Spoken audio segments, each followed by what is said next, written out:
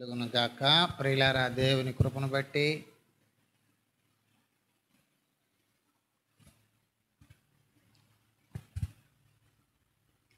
ఇది వరకు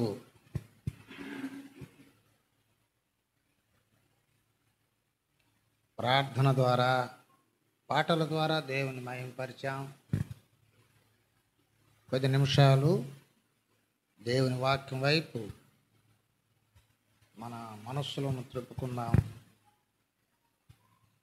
విని విశ్వాసంలో మరికొంత బలపడడానికి ఆసక్తి కలిగి ఉందాం.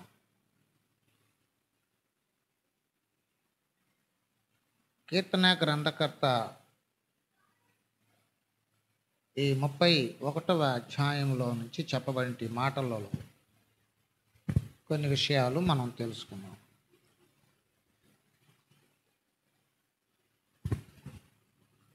ప్రతి మనిషి దేవుని మీద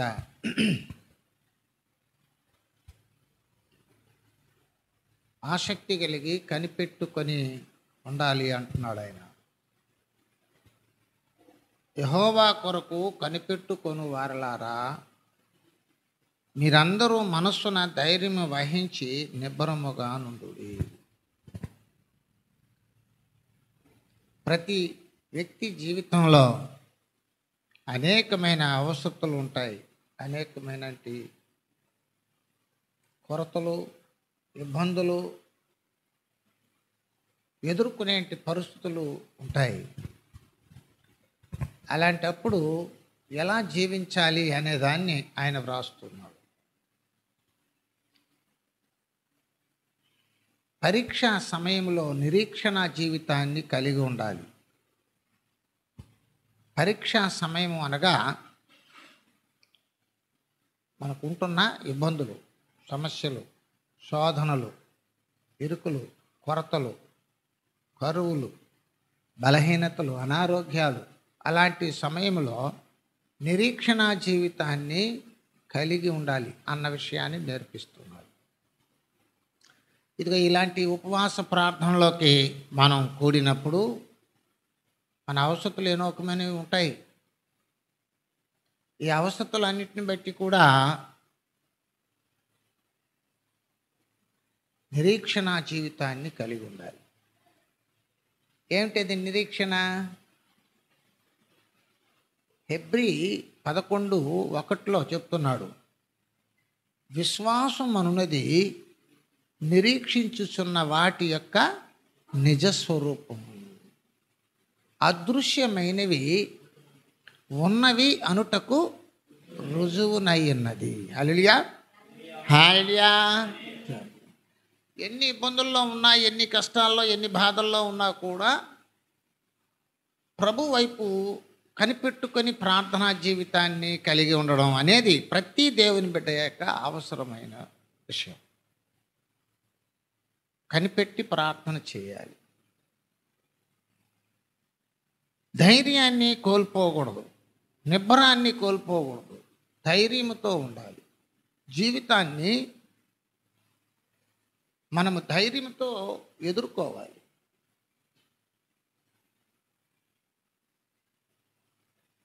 జట్టి అయిన వాడు పోరాడునప్పుడు జీవన సంబంధమైన వ్యాపారంలో చిక్కుకోకూడదు. దేవునిని సంతోషపెట్టే అనుభవాన్ని కలిగి ఉండాలి. ఈ జీవితం భూమి మీద ఉన్నంత వరకే, ఈ భూమి మీద ఉన్నప్పుడు జీవించే జీవితం మీద ఆధారపడి ఉంటుంది మన భవిష్యత్తు జీవితం, దైవికమైన జీవితం. ఇప్పుడు మనం చేసే ప్రతి జీవిత విధానాల మీద మన తదనంతరం అనగా మనం మృతి చెందిన తరువాత దేవుని రాజ్యానికి తీసుకొని పోవడం మన క్రియల వల్లనే జరుగుతుంది అంటున్నాడు. వారి క్రియలు వారి వెంటబోతాయి. అంచేత బహు జాగ్రత్తగా ఉండాలి. జీవితంలో చాలా శ్రమలు వస్తాయి. శ్రమలు పొంది దేవుని రాజ్యంలోకి వెళ్ళాలి, కష్టాలు పొందే వెళ్ళాలి. దానియేలుకు అనేక శ్రమలు ఎదుర్కొన్నాడు ఆయన. ఆ అనేక శ్రమలలో ఉన్నప్పుడు కనిపెట్టి ప్రార్థన చేశాడు. ధైర్యాన్ని విడిచిపెట్టలేదు, నిబ్బరము కలిగి ఉన్నాడు. ధైర్యమును కలిగి ఉండాలనేది ఈ వాక్యం యొక్క విషయం. మీరందరూ మనస్సున ధైర్యము వహించి నిబ్బరముగా ఉండుడి. ప్రతి విషయములో ధైర్యముగా నిబ్బరము కలిగి దేవుని యందు మనం జీవించుకుంటూ ముందుకు సాగాలి. పరీక్షా సమయంలో టెస్టింగ్ అనేది ప్రతి విషయాల్లో మనకు ఉంటుంది. సాతానుడి ద్వారా మనకు టెస్టింగ్లు వస్తాయి. ప్రభువే కూడా మనల్ని పరీక్షించే పరిస్థితులు ఉంటాయి. అలాంటప్పుడు మనము ఈ భూ సంబంధమైన విషయాలను నిమిత్తమై అధైర్యపడి జీవితాన్ని పాడు చేసుకోకూడదు అనేది దేవుని యొక్క ఉద్దేశం. హల్లెలూయా, హల్లెలూయా. యెహోషువ గ్రంథం 1వ అధ్యాయము 7-8 వచనాలలో ఓ మాట చెప్పబడి ఉన్నది. యెహోషువతో మాట్లాడుతున్నాడు ప్రభు. యెహోషువతో మాట్లాడుతున్న మాటలు మనం చదువుకున్నాం. అయితే నీవు నిబ్బరము కలిగి జాగ్రత్త పడి బహుధైర్యముగా నుండి నా సేవకుడైన మోషే నీకు ఆజ్ఞాపించిన ధర్మశాస్త్రం అంతటి చొప్పున నీవు చేయవలెను. మార్గములో అంతటిలో నుండి కుడికి కానీ ఎడమకు కానీ తొలగకూడదు. హల్లెలూయా. చూడండి 11వ వచనం చూడండి, 9వ వచనం చూడండి.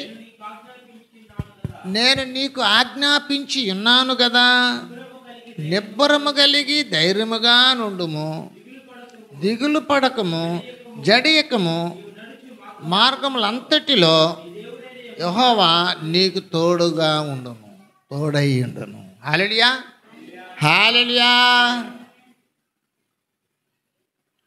ఎక్కడ ధైర్యం పోతుందంటే దిగులు పడినప్పుడు పోతుంది ధైర్యం. ఈ పోరాటంలో, ఆత్మీయ పోరాటంలో ప్రతి మనిషికి ధైర్యం అనేది చాలా అవసరం.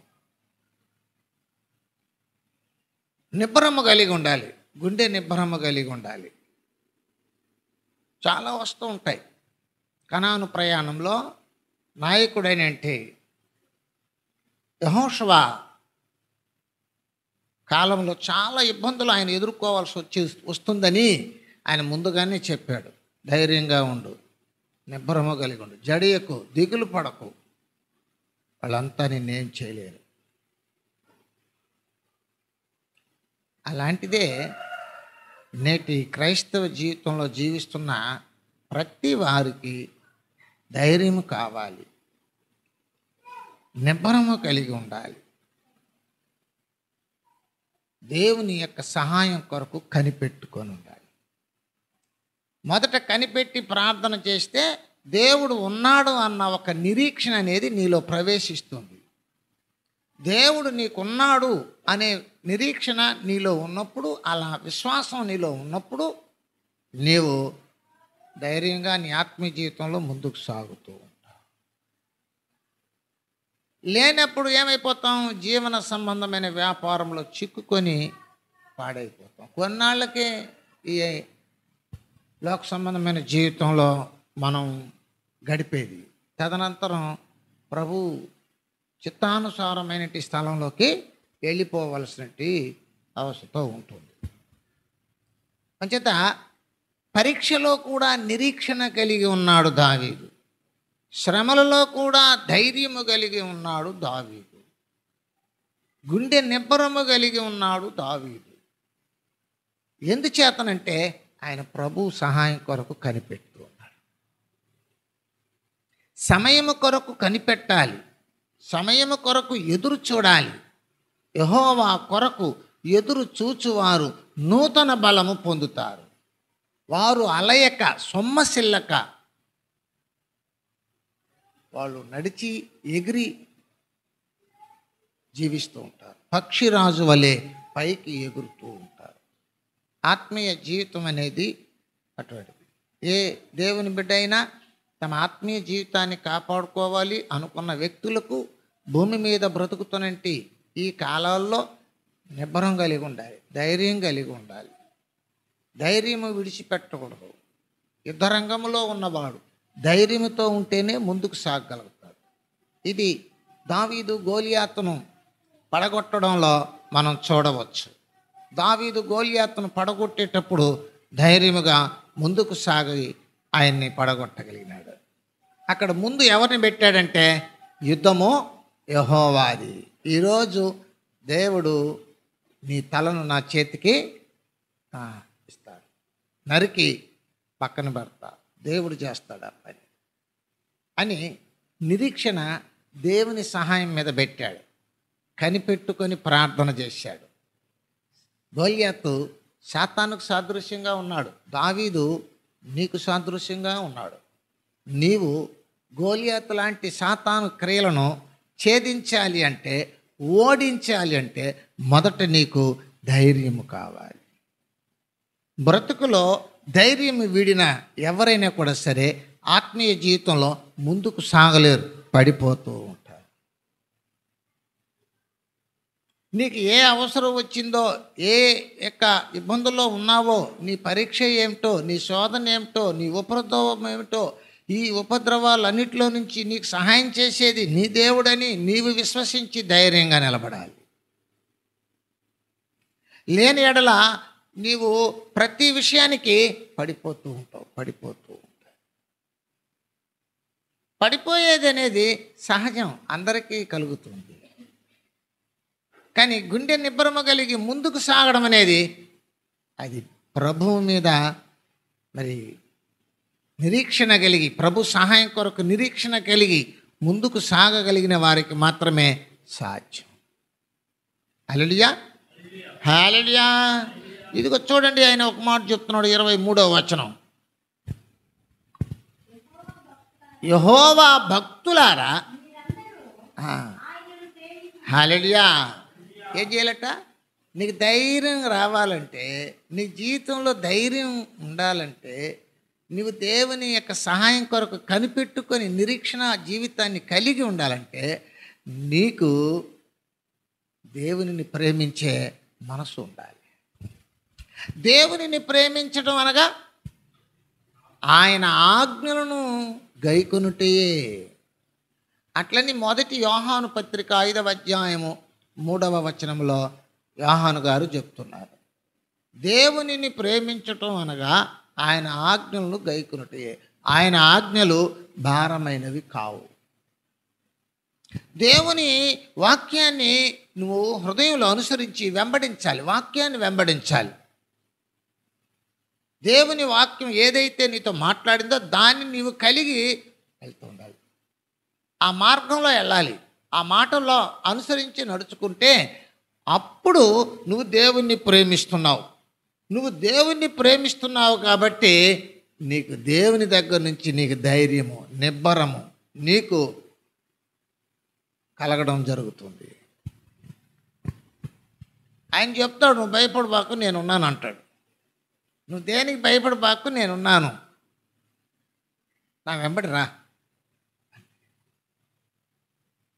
రేపేమి జరుగుతుందో, మేము ఎలా బ్రతికేది, మా కుటుంబంలో ఇబ్బందులుగా ఉన్నాయో, సమస్యలుగా ఉన్నాయో, ఇలాంటివన్నీ చెప్పుకునే వ్యక్తులు దేవుణ్ణి ప్రేమించలేరు, వాటిని ప్రేమిస్తాడు. లోకములో ఉన్న వాటినైనను ప్రేమింపకుడి. మొదటి యోహాను పత్రిక 2వ అధ్యాయము 16, 17 వచనాలు చదువుదాం.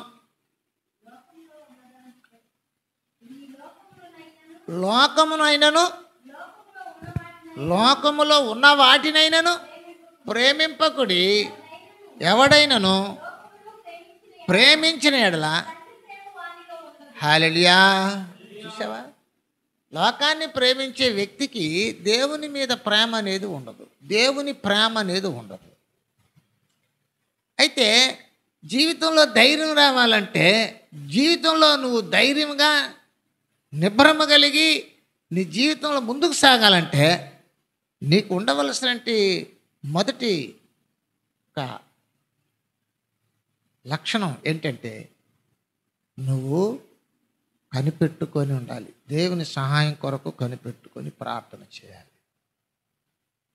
కనిపెట్టి ప్రార్థన చేసిన తర్వాత ఆయనను ప్రేమించాలి, ఆయన మాటను అనుసరించాలి. ఆయన మాటను అనుసరించాలి. అదే చెప్పాడు అక్కడ.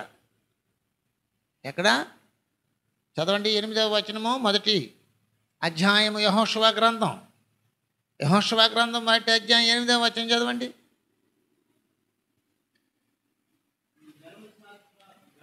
నీ ధర్మశాస్త్ర గ్రంథమును నీవు బోధింపక తప్పిపోకూడదు, వాటన్నిటినీ చేయుటకు జాగ్రత్త పడినట్లు. హల్లెలూయా. చూసారా, నువ్వు అన్నిట్లో చక్కగా విజయాన్ని సాధిస్తావు. ప్రేమించడం అంటే, దేవుణ్ణి ప్రేమించడం అంటే దేవుని మాటలను ప్రకారంగా లోబడి బ్రతకడం. ఆయన మాట్లాడు పక్కన పెట్టి మన మాటలను మనం ఆలోచన చేసుకుంటూ ఉంటే బ్రతుకు మీద భయం కలుగుతుంది, బ్రతుకు మీద పిరిగితనం కలుగుతుంది. హల్లెలూయా, హల్లెలూయా. నరకంలోకి పోయేవాళ్ళు ఎవరు? ఫస్ట్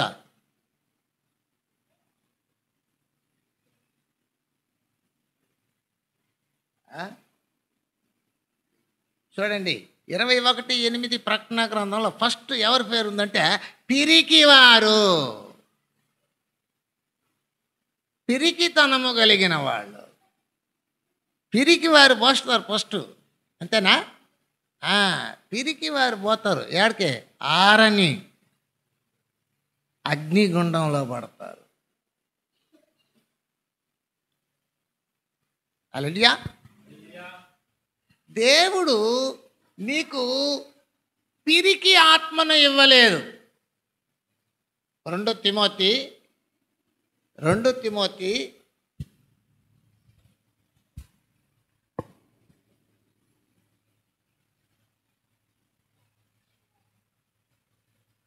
తిమోతి మొదటి అధ్యాయము 7వ వచనం. దేవుడు మనకు శక్తియు ప్రేమయు ఇంద్రియ నిగ్రహము గల కానీ పిరికి ఆత్మను ఇవ్వలేదు. పిరికితనం ఎలా వస్తుందంటే, పిరికి ఆత్మ దెయ్యం చేరింది. దెయ్యం నీలో చేరితే వద్దురా రాజేశా, ఎందుకురా పోతావు చర్చికి, లేటుగా పోరా అంటది. సరేలే గురువా అంటావు. అయితే అంతే, రేపు పోదువులేరా చర్చికి అంటది. అంతే, సరే ఓకే ఎస్ నువ్వు చెప్తే నువ్వేనా డైరెక్టర్, నువ్వేనా డైరెక్టర్, నీ డైరెక్షన్లో నేను జీవిస్తా అంటావు. దేవునితో ఒప్పందం పోయి దెయ్యంతో ఒప్పందం పెట్టుకో. మనకు తెలియదు అది దెయ్యమని, దాని మాటలే వింటూ ఉంటాం. అదే మనకు బాగుంటుంది. లేదంటే నీకు ఏమి ఉండదు అనేస్తాడు. అంతే, ధైర్యం పోయి నిబ్బరమైన మనస్సు లేకుండా దిగులు పడుతూ ఉంటాం, జడుస్తూ ఉంటాం. అంచేత దేవుణ్ణి ప్రేమించాలి, కనిపెట్టి ప్రార్థన చేయాలి. దేవుని వాక్యాన్ని అనుసరించి నడుచుకోవడాన్ని చేసినప్పుడు దేవుని ప్రేమిస్తున్నామనే ఒక మంచి సాక్ష్యం కలిగి ఉంటాం. నీ జీవితంలో పడిపోవడానికి గల కారణాలు ధైర్యము తొలగిపోవడం, నిబ్బరము తొలగిపోవడం. పౌలు గారు ఏమన్నారు? 4:4 ఏమన్నారు తెలిసిన? నీ సహనమును సకల జనులకు తెలియబడనివ్వడి. ఎందుకు అట్టన్నాడు తెలిసిన? ప్రభువు సమీపముగా ఉన్నాడు. హల్లెలూయా. ఆ మాట అక్కడ ఉంది. ఆనందించుడి, ప్రభువునందు ఆనందించుడి, మరలా చెప్పుదును ఆనందించుడి. మీ సహనమును సకల జనులకు తెలియబడనివ్వుడి. ప్రభువు నీకు దగ్గరే ఉంటాడు అనే వాక్యం ఉంది. దేవుడు నీతో ఉన్నాడన్నాక ధైర్యం నీకు లేదు. దేవుడు నీతో ఉన్నాడన్నాక నిబ్బరమైన మనస్సు నీలో లేదనుకో, పడిపోతూ ఉంటావు.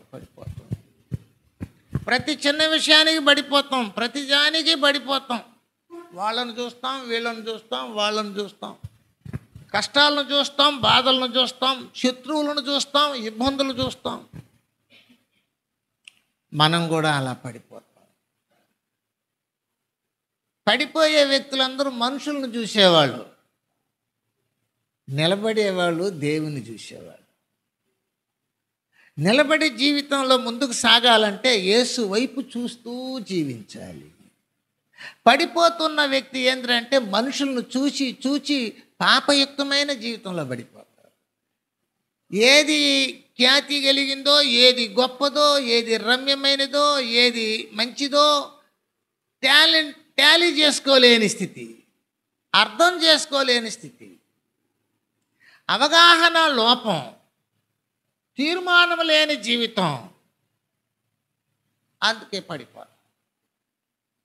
ప్రతి పనికి మాలిన దాన్ని కూడా ఇది పనికి వస్తుంది అనుకుంటాం. హల్లెలూయా.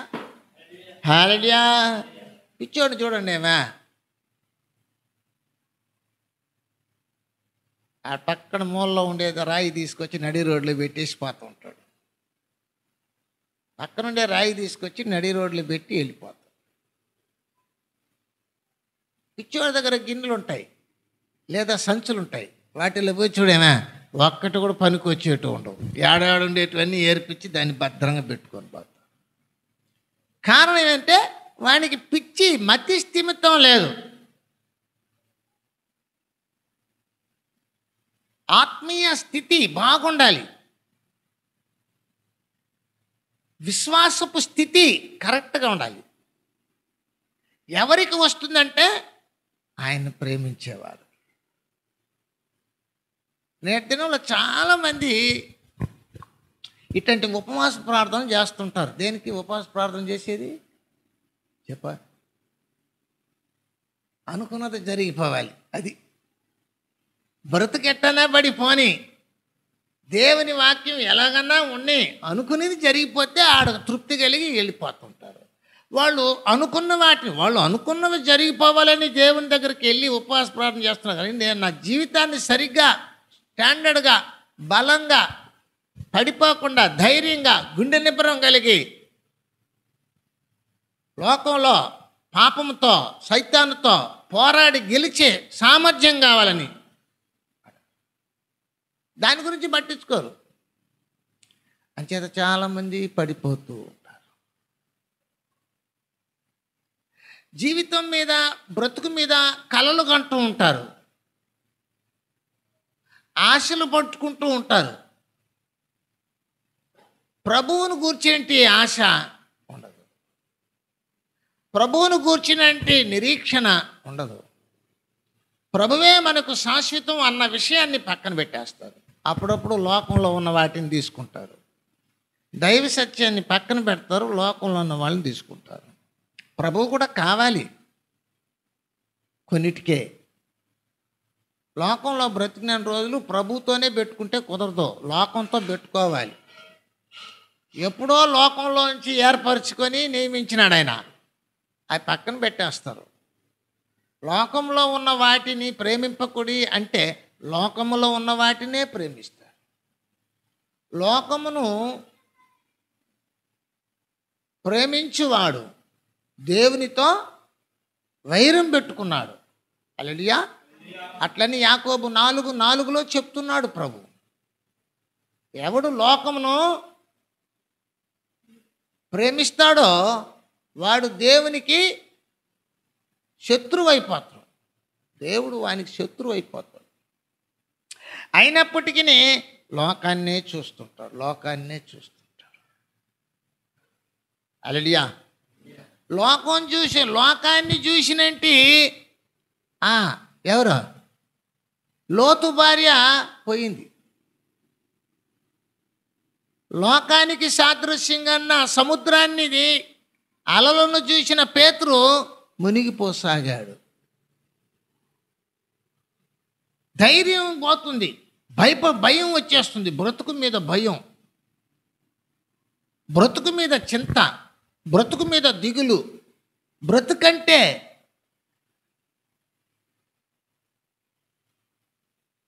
భయం. జడిసిపోతారు. ఎట్ట చేసేది, ఏం చేసేది, ఎట్ట బతికేది, అందరూ ఎట్ట బతుకుతున్నారు, మనం ఎట్ట బతకాలి, అట్లా అందరిలో నుంచే కదా మనల్ని బయట తీసినాడు. ఆయన మన కొరకు ప్రాణం పెట్టాడు. దాని విలువ మనం ఇంకా అర్థం చేసుకోవడం లేదు. అందుకే ప్రభు చెప్తున్నాడు, భక్తులారా మీరందరూ ఆయనను ప్రేమించండి. హల్లెలూయా. అప్పుడు యెహోవా విశ్వాసులను కాపాడును. చూడండి, ఎవరు వాక్యాన్ని ప్రేమించి అనుసరిస్తారో వాళ్ళే విశ్వసించిన వారు. ఏమీ ఉండదు, ప్రభువులో జీవిస్తున్నట్టు ఏమి ఉండదు, అదే విశ్వాసం. ఏమి లేకపోయినా ప్రభువులో జీవిస్తూ ఉండాలి. దేవుడే మనకు న్యాయం చేస్తాడు. దీన్ని విశ్వాసం అంటారు. దాని ద్వారా నిరీక్షణ అనేది బయలుపరచబడుతుంది, కనిపిస్తుంది. అలాంటి వాడికే దేవునిలో బ్రతకడానికి ధైర్యం ఉంటుంది. అలాంటి వాళ్ళకే దేవునిలో జీవించడానికి గుండె నిబ్బరం ఉంటుంది. అలాంటి వాళ్ళే సాతాను లోకాన్ని జయిస్తారు. హల్లెలూయా. యేసయ్య తమ శిష్యులకు ఏం చెప్పారు తెలిసినా? ఇదిగో చూడండి, యోహాను సువార్త 16వ అధ్యాయము 33వ వచనం. యోహాను సువార్త 33వ వచనం 16వ అధ్యాయం. నాయందు మీకు సమాధానము కలుగునట్లు ఈ మాటలు మీతో చెప్పుచున్నాను. లోకంలో మీకు శ్రమ కలుగును, ఆయనను ధైర్యము తెచ్చుకొనుడి, నేను లోకాన్ని జయించి ఉన్నాను. హల్లెలూయా. ధైర్యముగా ఉండాలంట.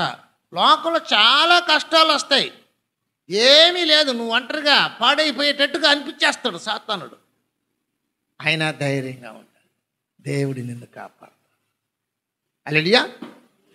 అందరూ ఉన్నారు, జనాలు అందరూ ఉన్నారు. బబులోను దేశంలో అందరూ ఉన్నారు. కానీ దానియేలు మాత్రం ఒంటరివాడైపోయాడు. ఎక్కడ ఒంటరివాడైపోయాడు తెలిసిన? సింహపు గుహలో. అందరూ బయట ఉన్నారు, ఆయన్ని ఎవ్వరూ కాపాడేదానికి అంతమంది ఉన్నా ఏం చేయలేరు. కానీ ఒంటరివాడిగా ఉన్నప్పటికీ, గుహలో, సింహాల గుహలో ఉన్నప్పటికీ ధైర్యముగా ప్రార్థనా జీవితాన్ని కలిగి దేవునితో మాట్లాడు. దేవుడు తన దూత నంపించి సింహముల నోళ్ళు మూయించెను. హల్లెలూయా. హల్లెలూయా. అతని విశ్వాస జీవితం, దేవుణ్ణి ప్రేమించిన విధానం, దేవుని మాట ప్రకారం నడుచుకున్నాడు, విశ్వాసముతో ఉన్నాడు, ప్రార్థన అనుభవం కలిగి ఉన్నాడు, ధైర్యాన్ని సంపాదించు, గుండె నిబ్బరము కలిగి ఉన్నాడు. ప్రతి వ్యక్తి తమ జీవితంలో ఉంటున్న ఇబ్బందులు కావచ్చు, రోగాలు కావచ్చు, సమస్యలు కావచ్చు, కొరతలు కావచ్చు, అవమానాలు కావచ్చు, శత్రుత్వాలు కావచ్చు, దేని చేత, ఏ విధమైన దాని చేతనైనా నువ్వు బాధింపబడుతున్నట్లయితే దాని మీద దృష్టి పెట్టకుండా ప్రభువు మీద దృష్టి పెట్టాలి. ఆయన నాకు ఉన్నాడు, ఆయన నాకు ఉన్నాడు, నాకు ఏమీ జరగదు, దేవుడు నాకు సహాయుడు అని ధైర్యముగా ముందుకు సాగాలి. అలాంటి వ్యక్తులను దేవుడు విశ్వాసులుగా దృష్టించి వాళ్ళను కాపాడతాడు. హల్లెలూయా. హల్లెలూయా. చూడండి, మరొక మాట చెప్తున్నాడు. కిందకి వెళ్దాం. 23వ వచనము, కీర్తన 31 23వ వచనము చూడండి, 3వ లైన్. గర్వముగా ప్రవర్తించు వారికి ప్రతీకారము చేయును. హల్లెలూయా, హల్లెలూయా. మధ్యలో ఈ మాట వ్యత్యాసంగా ఉంది చూడండి. 2 వచనాలలో, ఇక్కడ 2 వచనాలలో ఉన్న అన్ని మాటలకును ఈ ఒక్క లైన్ మాత్రం వ్యత్యాసంగా ఉంది. ఏమిటంటే గర్వముగా ప్రవర్తిస్తారు. గర్వం అంటే ఏంటి? దేవుని మాటను త్రోసివేయడం.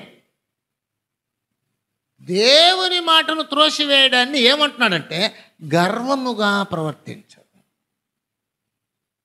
మనమే చెప్పేస్తూ ఉంటాం, చూడు వాడు ఎంత గర్వంగా పోతాడు, చెప్పిన మాటలు చెవులో వేసుకోకుండా పోతాడు. అలాంటివి ఇక్కడ మనకు కనిపిస్తున్నాయి. గర్వముగా ప్రవర్తించు వారికి ఆయన గొప్ప ప్రతీకారము చేయును. హల్లెలూయా. దేవుని మంచితనమే కాదు, దేవుని మంచితనమనే ఎప్పుడు అనుకోవడం కాదు, దేవుని యొక్క కఠినమైన విషయాలు కూడా మనకు తెలియాలి. 94:1 చదువు, కీర్తన.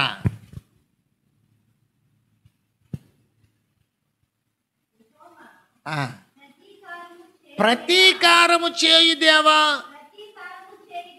దేవా.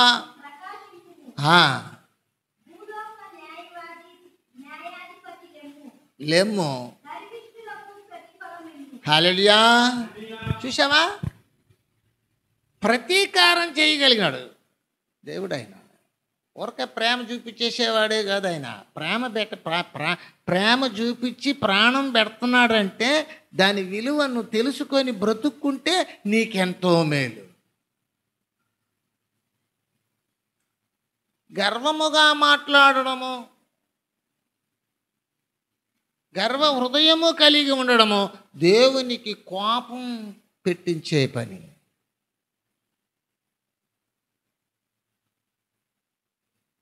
ప్రతీకారం చేయగలిగిన దేవుడు ఆయన. నాకు వేరుగా ఉండి నువ్వేమీ చేయలేవు అన్నాడు. యేసు ప్రభు వారు చెప్పారు. భలే స్మూత్గా ఉంటాయి, కానీ అర్థాలు మాత్రం లోతుగా ఉంటాయి. కాబట్టి గర్వముగా ఆలోచించకూడదు. ఆజ్ఞను అతిక్రమించినప్పుడే గర్వం. గర్వ హృదయులందరికీ ఆయన ప్రతీకారం చేస్తాడు. గర్వముగా ప్రవర్తించు వారికి ఆయన గొప్ప ప్రతీకారం చేస్తాడు. హల్లెలూయా. యేసయ్య చెప్తూ ఉన్నాడు. యేసయ్యను గురించి ప్రవచించబడిన మాటల్లో ఒక మాట చెప్తా. యేసయ్యను గురించి ప్రవచించినటువంటి మాటలలో ఒక మాట.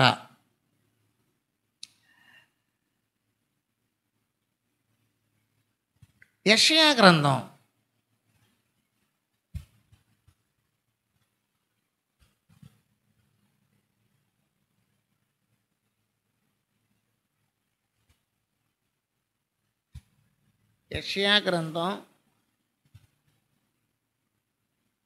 61వ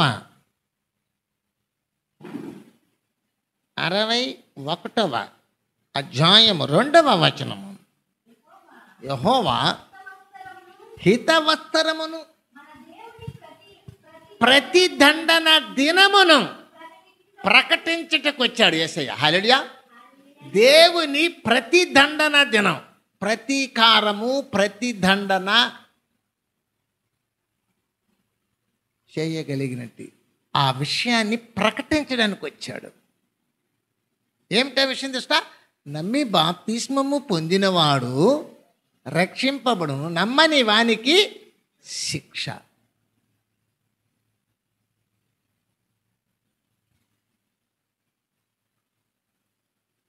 కాబట్టి దేవుని కొరకు కనిపెట్టుకొని బ్రతికే వ్యక్తికి ధైర్యం, దేవుడే వారికి భరోసా, దేవుడే వాళ్ళకి నిబ్బరము. దావీదు చెప్తున్నాడు చూడ, ఏమని చెప్తుంటాడు దావీదు కృష్ణ? యెహోవా దేవా, నా కోట, నా కొండ, నా ఆశ్రయ దుర్గము నీవే. ఇదంతా ఏంటంటే ధైర్యంతో కొన్ని మాటలు.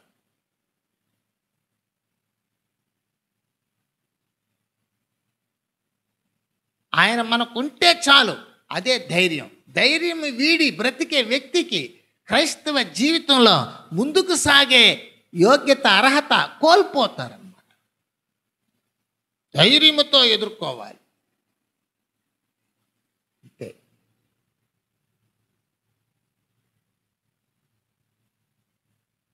గర్వముగా ప్రవర్తించు, దేవునికి కోపం పుట్టించకూడదు. హల్లెలూయా. రోమాపత్రిక చూడండి 12వ అధ్యాయంలో పౌలు గారి ద్వారా ఒక మాట చెప్తున్నాడు. చూడండి ఏం చెప్తున్నాడో. 10వ వచనం, సహోదర ప్రేమ. 19వ వచనం చదవండి. 19వ వచనం, ప్రియులారా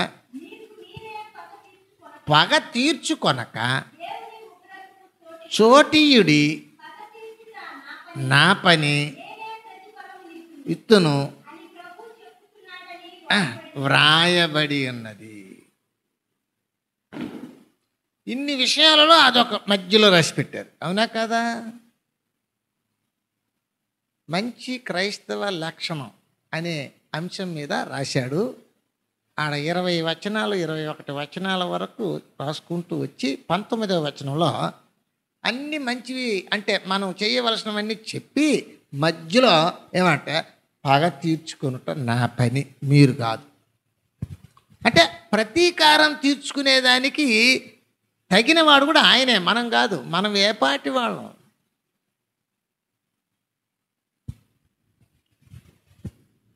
నీవు దేవుని ప్రేమించగలగాలి, నీవు దేవుని యందు విశ్వాసం ఉంచగలగాలి. నువ్వు కనిపెట్టి ప్రార్థనా జీవితం కలిగి ఉంటే నీకు ధైర్యము, నిబ్బరము అన్నీ ఉంటుంది. లేదు వాటన్నిటిని విడిచిపెట్టి గర్వముగా ప్రవర్తించే లెక్కలో పడిపోయినామనుకో, ప్రతీకారం ఆయన చేర్చుకుంటాడు. ఇది చాలా లోతైన విషయాలు. సంఘాలలో ఇట్లాగా తరచూ కలుసుకునే వాళ్ళకే ఇది అర్థమవుతాయి. ఎప్పుడో ఆదివారం వచ్చిపోయే వాళ్ళకి ఇవన్నీ అర్థం కాదు. ఈరోజు చెప్పాం ఈ వాక్యం, ఆదివారం వాక్యం వేరే ఉంటుంది కదా. ఇట్లా కలుసుకోవడం వల్ల కొన్ని లోతైన విషయాలు బయటపడతాయి. కొంతమందికి ఆశ, దేవుని దగ్గర పొందుకొని బ్రతకడమే ఆశ. దేవుని ప్రకారం బ్రతకడం అనేది ఆశ ఉండదు. హల్లెలూయా. చూడండి, యెహోవా యందు భయభక్తులు కలిగి ఆయన త్రోవల యందు, ఆయన ఆజ్ఞల యందు అధికముగా ఆనందించువాడు ధన్యుడంట. అధికముగా ఆనందించడంటే ఆశ.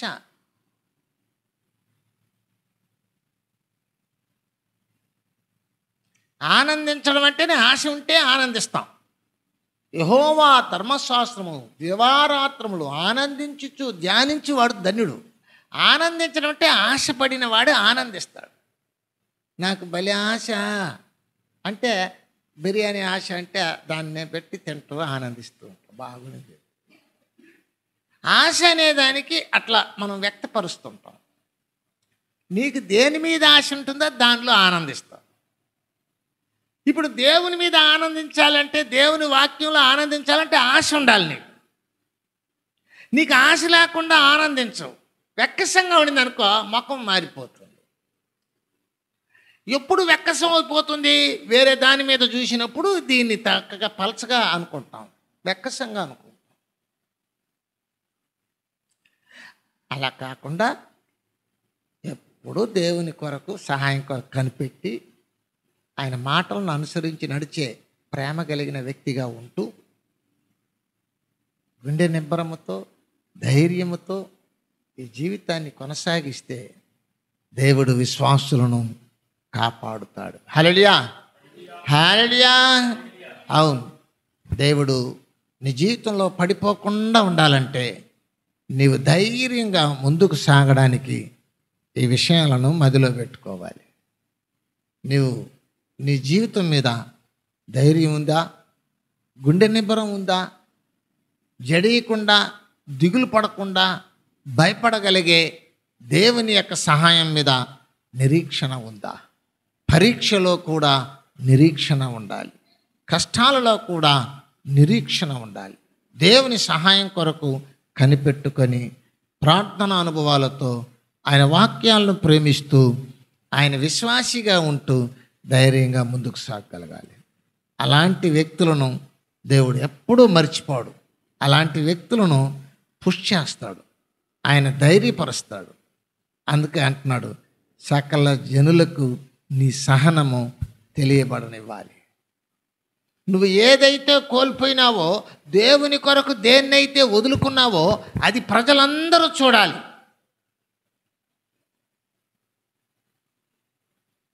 దేవుని కొరకు దేన్నైతే పక్కన పెట్టావో అది ప్రజలు చూడాలి, దేవుడు చూడాలి.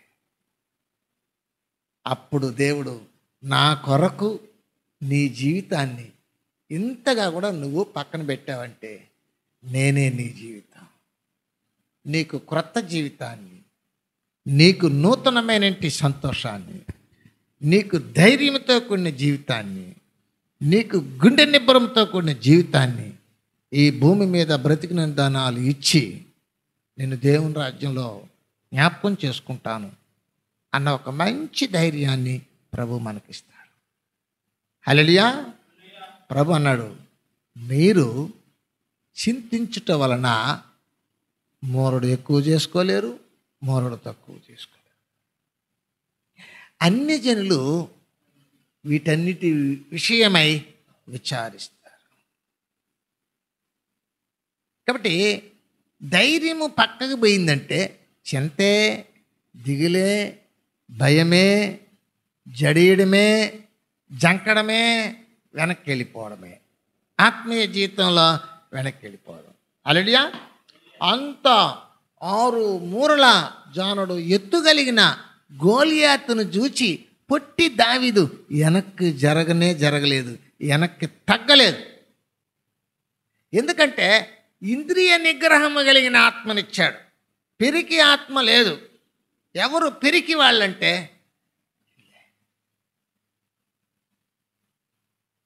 అంటే నీకు రోగం ఉండొచ్చు, నీకు సమస్య ఉండొచ్చు, నీ బాధలు ఉండొచ్చు, వేదన ఉండొచ్చు.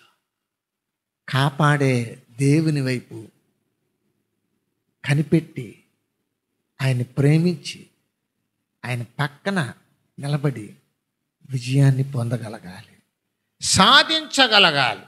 హల్లెలూయా, హల్లెలూయా.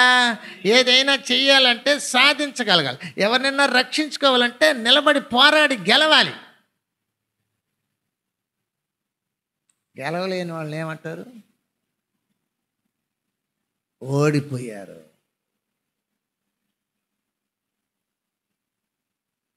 ప్రకటన గ్రంథం 2వ అధ్యాయము 7వ వచనం.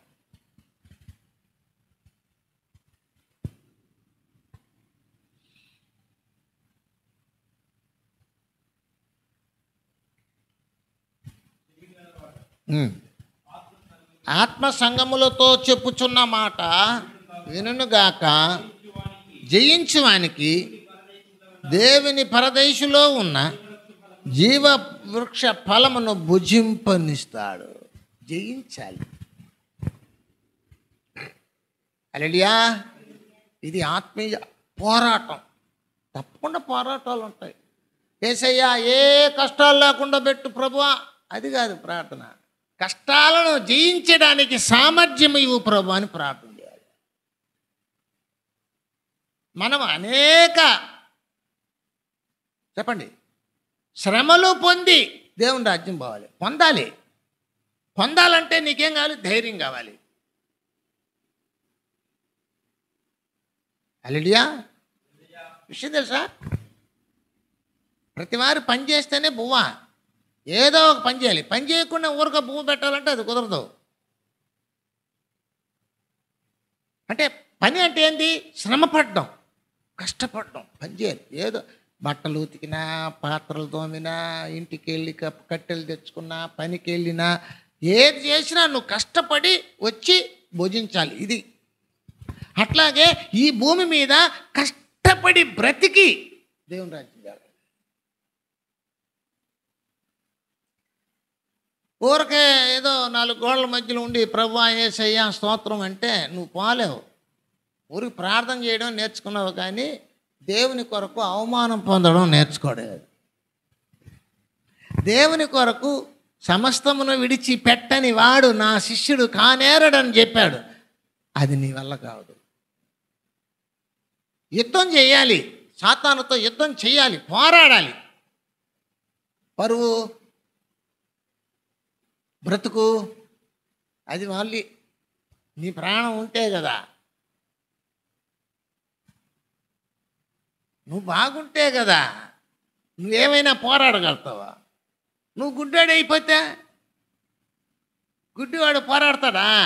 ఏమిలే, మురిగుంట్లో పడిపోయి ఇదే ఏసీ రూమ్ అనుకుంటాడు. గుడ్డివాడికి మురికి గుంటే ఏసీ రూమ్, వాడికి తెలియదు కదా. అలాగే మనోనేత్రాలు గుడ్డితనము కలుగు చేయబడుతుంది సాతానుడి ద్వారా కొంతమంది విషయంలో. అంటే వాళ్ళు ఏం చేస్తారంటే గుడ్డివాళ్ళలాగానే ఉండిపోతారు, అంటే ఇంకేం చేయలేరు. ఇదే మన బతుకు, ఇదే మనక దేవుడిచ్చి, అది కూడా దేవుడిచ్చింది అని దాన్ని కూడా దేవుని మీద వేసేస్తాం. హల్లెలూయా. మధ్యకాలంలో మంచి వడ్డీల వ్యాపారం చేసేది. దేవుడు మా వ్యాపారం ఆశీర్వదించినారు పాస్టర్ గారు, ఇదిగా కానుకలు ప్రార్థన చేయండి అని. ఇప్పుడు పాస్టర్ గారు ఏమని ప్రార్థన చేయాలి? బాగా వాళ్ళ వడ్డీ వ్యాపారం బాగా వృద్ధి వాళ్ళ ప్రభు అని ప్రార్థన చేయాలి. ఇది ఇట్లాంటివి ఉందా? ఇది అవసరమా? దేవుని వాక్యం ఏం చెప్పబడుతుంది? వాక్యం అలా ఉన్నా ఇక్కడ సంఘక్రమాలు జరిగిపోతూ ఉంటాయి. సంఘక్రమాలు అంతే. ఓడిపోకూడదు, గెలవాలి. గెలవాలంటే యేసు వైపే చూడాలి. ఈ భూమి మీద నువ్వేం సాధించలేవు, ఏం తీసుకొని పోలేవు, ఏమి లేదు. దేవుని దగ్గరే నిత్యము సుఖములు కలవు, నిత్యము సంతోషము కలదు.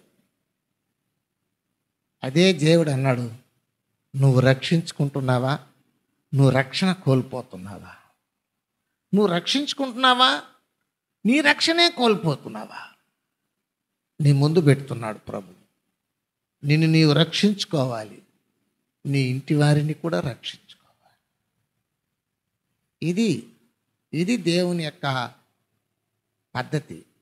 అలా దావీదు తనను రక్షించుకున్నాడు, తన కుటుంబీకులను రక్షించుకున్నాడు, తన రాజ్యాన్ని రక్షించుకున్నాడు. దేవుని దగ్గర మంచి సాక్షిగా నిలబడ్డాడు. అందుకే సింహపు గుండె కలిగిన వాడు. హల్లెలూయా. యేసయ్య యూదా గోత్రపు సింహం. ఎన్ని కష్టాలైనా భరిస్తాడు, కానీ వెనకంజ వేసే పిరికి జీవితం ఆయనకి ఇవ్వలేదు, రాలేదు. ఆయన పిరికివాడైనంటి సాతాన్ని పారదోలాడు. మనం కూడా బహు జాగ్రత్త కలిగి అలా జీవించడానికి సిద్ధపడదాం. దేవుడి వాక్యం దీవించి ఆశీర్వదించి కాపాడునుగాక. ఆమేన్.